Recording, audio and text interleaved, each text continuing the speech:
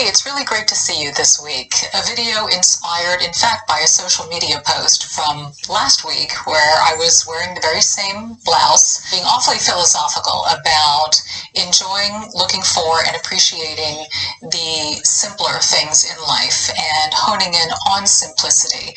What does that mean? How does that transcend in other areas of our lives?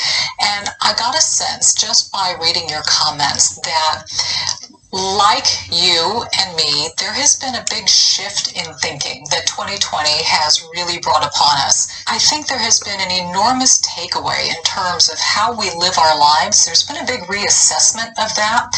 And I wanted to share with you some things and adjustments that I've made along the way that have been very meaningful and purposeful to me, as if there has been this internal stirring and dialogue. And I truly believe that God has placed a lot of this in my heart to analyze my life, because we have all been forced to slow down, if not stop, in certain areas.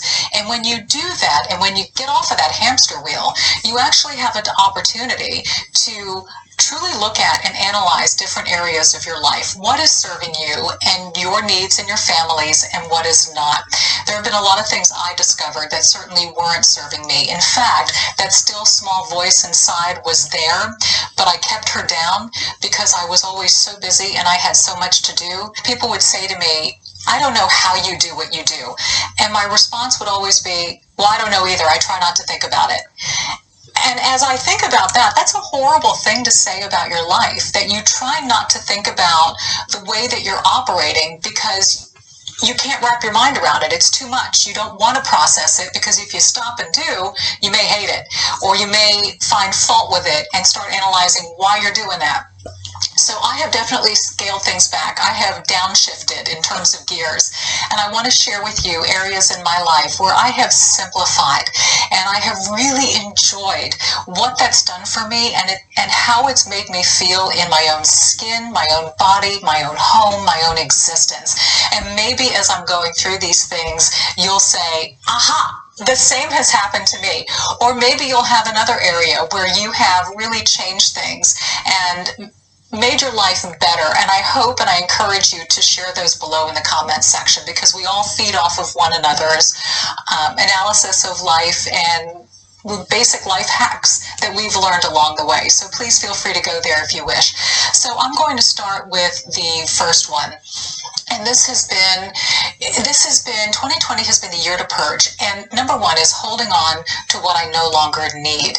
I have really enjoyed going through my stuff and analyzing it with a critical eye and saying, blouse, are you serving me? 10 pair of jeans, are you serving me? What are you doing here? Why do I need all of this? It is wasteful when I look at it, and then I feel a sense of guilt, because if something's been hanging there past 6 months or a year, I think, well, why did I spend the money in the first place on this purchase? It's time to go. So that's been kind of my biggest thing. If it hasn't been worn, it's got to go. If it's not good quality, it's got to go. So I've been going through my stuff, and I have been purging. You've seen me do a video about buying and selling on Poshmark. That's been a wonderful avenue for me to be able to clean it out. Everyone's trash is somebody else's treasure, so I love the fact that somebody else may have a need or a want in my things. I operate the same way too. But really paring down has been great. I have cleaned out so much stuff. I have either sold it, I have donated, given away, brought to resale, out. And it has, every time I do it, I feel so much better about myself. I feel so much better about my space, that my closets, things aren't packed in there like sardines. And you've heard me talk also, my rule of thumb is if I purchase something, one thing comes in, two things must go. And so that's been my way of paring down and really scaling back on what it is that I no longer need. Same thing applies to products. Go through all of your makeup, mascaras, liners, things like that shouldn't stay past 6 months anyway, just for health and sanitary reasons. But if you're holding on to things, let them go. If you don't use them, if it's just serving as clutter, you'd be amazed at how good you feel when you really clean out your space. I've done organizing videos. You've seen, it was a couple years ago, my bathroom organization video, where I was literally tossing all the stuff and getting rid of it. Painful, yes, but the end result with everything in its place and space was awesome. By the way, eyeshadows, if you want to hold on to those, just to keep them healthy, you can take a butter knife and scrape off that top layer and then just spray it with some rubbing alcohol to keep it clean. But anything that's liquefied, be careful. You don't want to have bacteria growing, and analyze if you're truly using it or not. And the second thing on my list that I have really learned in terms of simplifying my life, and that is not to overbook my schedule. And honestly, COVID in 2020 pretty much took care of that for me because everything got cleared. I used to MC numerous luncheons and galas and events and speaking engagements, and then my job at Channel 2 as a news anchor, and then my job here providing content for YouTube. And before I knew it, I mean, from sunup to sundown, the schedule was packed. Once this year hit, and it no longer was, I finally got to exhale, and it was an amazing feeling. And then I was a little angry at myself for doing what I had done in the past. Who was it serving? It certainly wasn't serving me. And it's not to say that there aren't moments and causes that we want to invest our time in, but pacing is everything. So I have truly learned not to overbook the schedule anymore, to give myself a good pace, to be a good guards keeper of my time. And what a relief that has been to actually have time in the day for me, to develop things that are important, to have time for my children, my family, to be present in the moment, patient in the moment, to derive pleasure in the moment instead of feeling so strung out and pulled in a million different directions. What an awesome feeling that is. Number 3 on my list is to purchase with a purpose. Sometimes I would go into a store, and I know you can agree with me. You know, you go to Target or Walgreens or whatever, and you have one thing in mind, and before you know it, you're leaving with a basket full of stuff, and suddenly a new eyeshadow and a mascara and a hair product or whatever made its way in. I am really being mindful not to do that anymore. When I set out to make a purchase, I decide what it is that I need and I stick to it.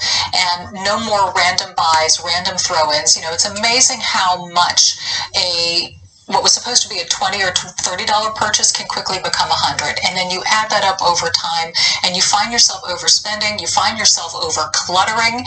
So no mas.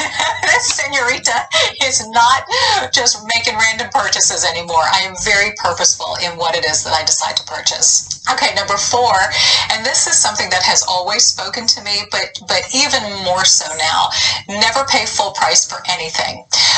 I was blessed to have a Nana who was so savvy at bargain hunting and discount shopping. In fact, she lived in Hallandale, Florida, and when I'd go to visit her every summer, she would take me to a place called Shmata Row. So for all of my Jewish followers, this Shmata is a term for clothing, but it's like a flea market. So we would always enjoy our time together at Shmata Row, searching for the best deals.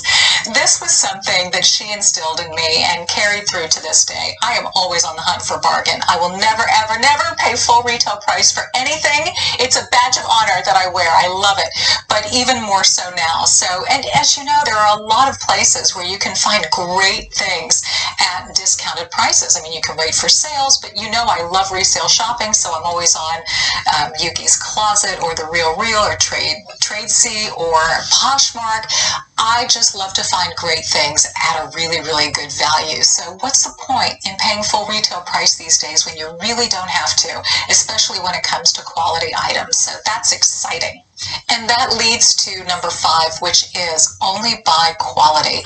I used to sometimes just go out and I'd want the latest trend or whatnot, and I figure, okay, you know, I'll spend $20 or $30 just to have the latest trend, knowing that I would throw it out in a year or 2 years.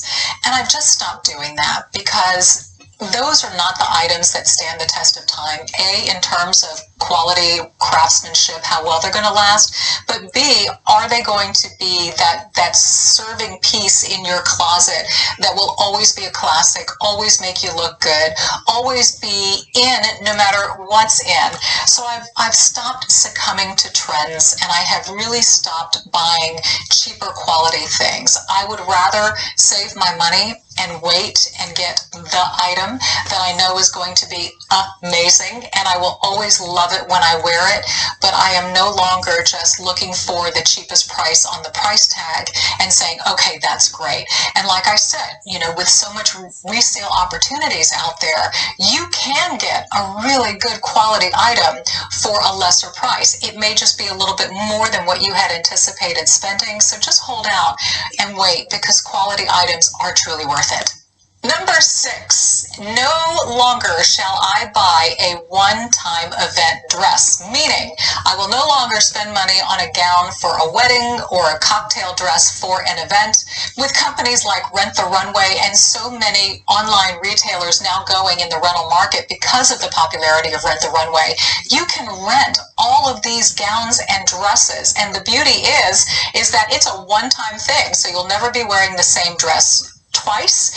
You will never have to pay $400, $500, or $600 plus for some of these gowns. You wear it, you ship it. It's the easiest and breeziest thing there is. In fact, I have completely cleared out my closet that's just been stacked full of ball gowns and cocktail dresses. I have taken them off to resale. I don't want to look at them anymore. I don't want moths eating them anymore. I want them out. And so that has been a new epiphany of mine, because I would buy and I would wear it once and then it would sit, and maybe I'd wear it again if I were going to an event out of town. But how stupid and wasteful that is. I'm sorry, I'm not talking to you, I'm talking to me. But anyway, that's my mantra. I am no longer buying that one-time item. I'm going to rent, which leads to number 7, and that is reducing the dry cleaning bill. Because you're renting more, because you are not going through clothing as quickly as you used to, your dry cleaning bill goes down. I have noticed a substantial drop in my bill because I'm renting everything.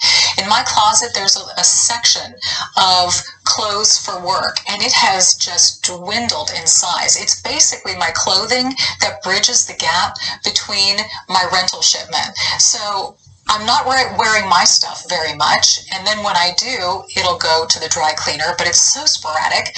Everything is being rented and everything gets shipped off where they dry clean it. So the dry cleaning bill has gone way down, and I'm also mindful in the pieces that I purchase for me to be able to possibly clean at home, or looking for ways that I don't have to dry clean as much, because as you know, that bill can get way high.